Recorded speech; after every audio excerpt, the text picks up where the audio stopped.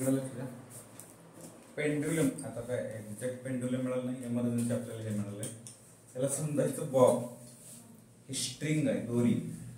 Okay, आणि माझा हात रिजिड सपोर्ट आहे. हात काय रिजिड सपोर्ट.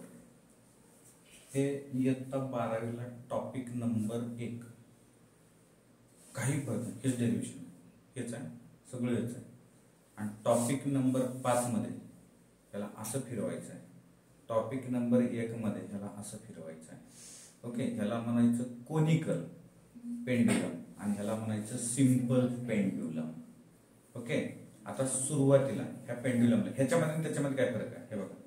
हे असं फिरतंय म्हणजे ह्याची जी लेंथ आहे ना ही बदलली वाटत नाही, पण ह्याला असं फिरवतो ना हे वर येते बघा. हे रोटेशन होताना ना हे वरच्या साईडला येत आहे. हे एक्झॅक्ट सर्कलचं हे हाईट, ही हाईट आणि ही लेंथ एकसारखी नाहीये, कमी जास्त आहे. हे बघा, ही इथं ही झाला हे बघा. ओके, तर हे कसं आहे, हे कोनिकल शेप मध्ये शंकू टाईप. या पेंडुलमला आपण काय केलं, रिव्हॉल्व केलं as an a constant angular velocity किंवा लिनियर वेलोसिटी विथ. ओके, याचं काय काढायचं आहे, याचं मला काढायचं आहे टाइम पिरियड. काय काढायचं मला याचं टाइम पिरियड. ओके, याचा टाइम पिरियड काढण्यासाठी सगळ्यात महत्वाचं कोणत्याही ऑब्जेक्टचं, आता हे याचं वेट कुठं आहे, खालच्या साईडला. असं धरलं, याचं वेट कुठं आहे, खालच्या साईडला आहे. तिरकं असलं इथं, असलं सरळ खाली, इथं असलं सरळ खाली. हे ऑब्जेक्ट तिरकं आहे, वेट कुठं आहे, खाली. वेट काय mg. हे काहीतरी ओझ्यामुळे हे ताणलं जात आहे. ह्याच्यामधला जो ताण आहे असं फिरताना त्याला T dash, tension in the string. काय टेन्शन इन द स्ट्रिंग. ज्या ठिकाणी बांधलंय त्या दिशेला असतंय. कुठं असतंय, ज्या ठिकाणी बांधलंय त्या दिशेला हे काय टेन्शन आहे, टी डॅश आहे. आता इथं जे आहे, इथं बघा ह्याला mg खाली व्हर्टिकली, हे टी डॅश आहे. टी डॅश हे मध्येच आहे, ना इकडं आहे ना इकडं आहे. मग मला काय करावं लागेल, या ठिकाणी हा टी डॅश ने रिझॉल्व्ह करतो. हितला अँगल हे अपोजिट अँगल सारखे असतात, हितला अँगल हे दोन्ही कसे सारखे आहेत. याला कुठे लटकवलंय, रिजिड सपोर्टला लटकवलंय. हे काय हाईट आहे, हे काय हॉरिझॉन्टल सर्कल मध्ये फिरत आहे. हे काय त्याची रेडियस आहे. टी डॅश काय टेन्शन आहे, एल काय त्या स्ट्रिंगची लेंथ आहे. mv स्क्वेअर काय सेंट्रिपिटल फोर्स आहे. याला मी सोडलं की कुठे येते, टुवर्ड्स द सेंटर कडे येते. ओके, याला फिरवलं की अवे फ्रॉम सेंटर. क्लिअर आहे का. ओके, सो देन मग मी इथं काय लिहिलं, आता इथं बघा ह्याला रिझॉल्व्ह केलं एक्स ऍक्सिसला. हे थीटा आहे म्हणून टी डॅश कॉस थीटा. त्याच्या अपोजिटला काय येणार आहे, टी डॅश साइन थीटा. तर आपण याचे बॅलन्सिंग इक्वेशन लिहू. पहिलं इक्वेशन मी बॅलन्सिंगचं लिहितो. इकडे लक्ष द्या, पहिलं इक्वेशन हे ह्याला बॅलन्स करतं. म्हणजे कोण कोणाला बॅलन्स करतं, T dash cos theta is balance to the weight of bob किंवा स्फियर. काय म्हणायचं, बॉब किंवा स्फियर. म्हणजेच काय, therefore T dash cos theta बरोबर mg, हे याला इक्वल आहे mg. Equation number 1. परत T dash sine theta balance to the कुणाला होणार आहे, centripetal force FCP. Centripetal force म्हणजे डायरेक्ट लिहू का, काय टी डॅश साइन थीटा बरोबर mv square upon r. Equation number 2. Divide equation 2/1. 2/1 का, साइन अपॉन कॉस येते. साइन अपॉन कॉस काय असतं, टॅन असतं. सोपं जातं. ओके, सो मग T dash sine theta upon T dash cos theta बरोबर mv square upon r. mm डिस्क्याव, सो टी डिस्क्याव. रिमेनिंग काय राहिलं बघा, tan sine upon cos tan theta v square upon काय राहिलं, आरजी नाही आरजी. ओके, टॅन थीटा बरोबर v square upon RG. Okay, so हे झालं अँगल. हा काय झाला, थीटा अँगल झाला. याला इक्वेशन नंबर 3 देऊ. समजा मला अँगल काढायचं, समजा मला इथलं काय काढायचं आहे, अँगल काढायचा आहे, थीटा काढायचा आहे. तर थीटा काढायचं असेल तर theta is equal to tan inverse, टॅनला पलीकडे पाठवलं v स्क्वेअर अपॉन rg. आपण अँगल सुद्धा काढू शकतो. बट वी नो, काय नो, आता तुम्ही सांगतील ते sir, time period, time period, period. मला सांगा टाइम पिरियड काल फॉर्म्युला बघितला, t बरोबर 2 पाय r अपॉन v. कुठून आलं हे 2 पाय r अपॉन v? हे गोल फिरते ना, गोल फिरते म्हणजे कंप्लीट एक सर्कल कंप्लीट केलं म्हणजे किती आहे, 2 pi r total distance. Velocity किती आहे, v आहे, त्याची लिनियर वेलोसिटी किती आहे, v आहे. म्हणून t is equal to 2 pi r upon v. तर v इज इक्वल टू काय, 2 pi r upon t. Then v square equal to 4 pi square r square upon t square. म्हणजे v square ची value आहे ना इथं. मग ही व्हॅल्यूची हे इक्वेशन कुठे टाकायचं आपण, ही जी व्हॅल्यू आहे ते इक्वेशन याच्यामध्ये टाकू. ओके, ही व्हॅल्यू म्हणजे आपण इथं लिहिलं. आता काय लिहिणार आहे बघा, हे ही व्हॅल्यू इथं लिहू, टॅन थीटा. टॅन थीटा बरोबर, टॅन थीटा बरोबर v स्क्वेअर काय, 4 pi square r square, 4 pi square r square, हे v ची व्हॅल्यू अपॉन हे t स्क्वेअर ची v ची व्हॅल्यू झाली. खाली काय, हे r ची तसंच ठेवायचं. ओके, हे r कॅन्सल झालं.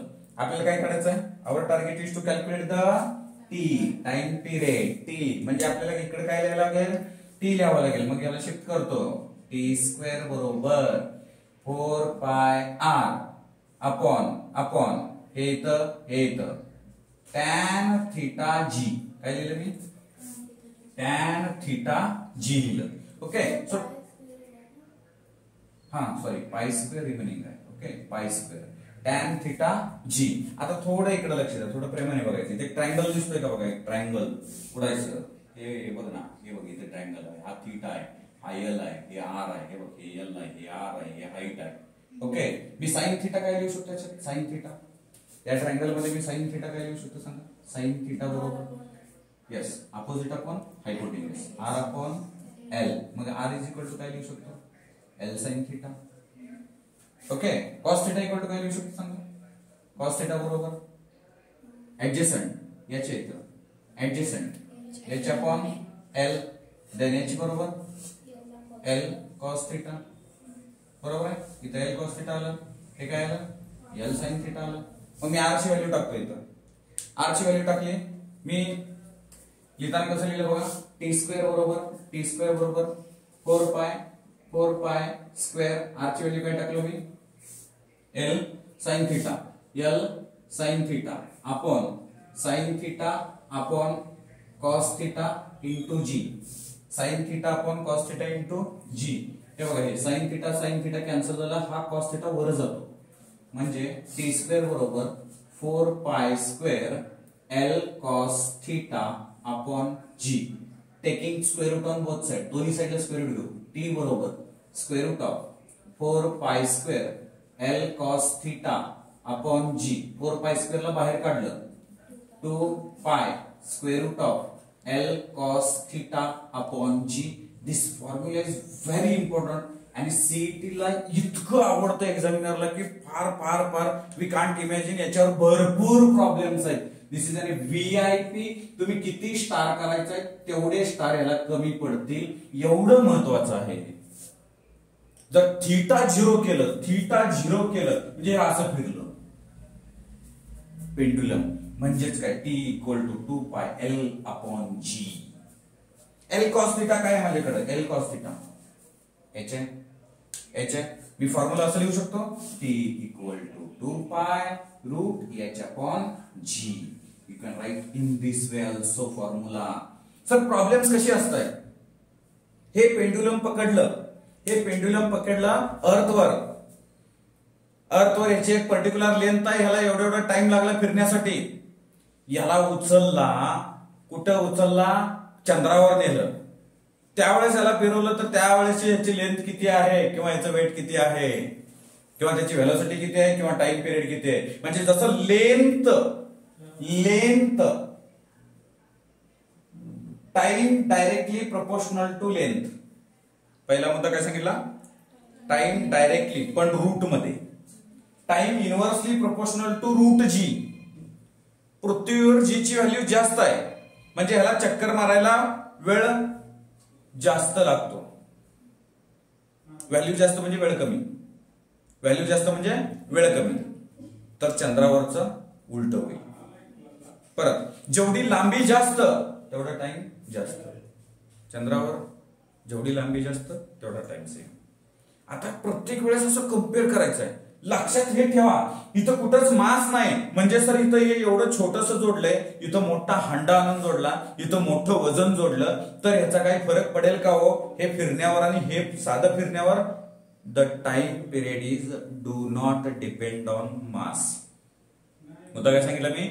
The time period is do not depend on mass. The time period is only depend on the length of string and gravitational acceleration and do not depend on the other quantities. समजलंय का? नक्की हे फार महत्वाचं आहे. VIP आहे. या 11वीला शिकतोय आपण, बट हे 12वीला सुद्धा आहे. फर्स्ट टॉपिक मध्ये ऍज इट इज बोर्डासाठी महत्वाचं आहे. याच्यावर काय महत्वाचे सर? प्रॉब्लेम्स. कुणासाठी? सीईटी साठी महत्वाचं आहे. काय काढलं आपण? Time period of conical pendulum. काय काढलं आपण? Time period of conical pendulum. Sir angle काढू शकतो का? हो. Angle equal to tan inverse v square upon rg. You can also find the angle value. समजलं तुम्हाला? लक्षात आलं या ठिकाणी? Okay right.